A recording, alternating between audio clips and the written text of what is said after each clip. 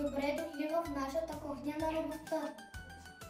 Днес ще ви покажем как се прави най-вкусната и най-важната рецепта на света. Рецептата за щастливото християнско семейство. Слагам първо щипка любов, без нея нищо не става. Добавям вяга да вярваме един в друг и в Бога. Слагам добрина, защото тя прави всичко по-вкусно.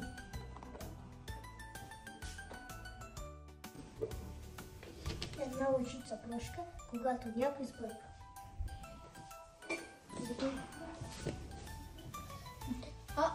Аз сипвам сметка по една за всеки ден.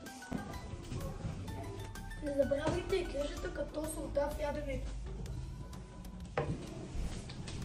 Малко търпение да не кипнем любовта. Една щипка радост за неделните дни.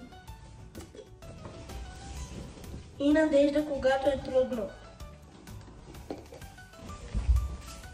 Слагам молитвата си, защото Бог пази нашия дом.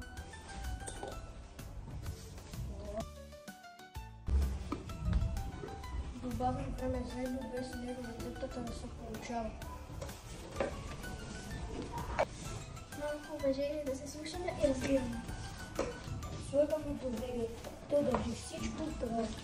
Не забравяйте смехът, той е като поправката на щастието. Добавям витамин в томат.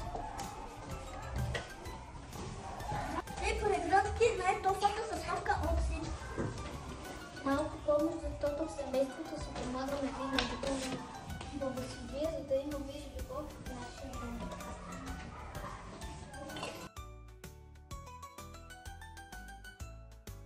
Разбъркваме всичко внимателно и нашето семейство е готово. Всяко семейство е различно, но всички имаме една тайна съставка любовта.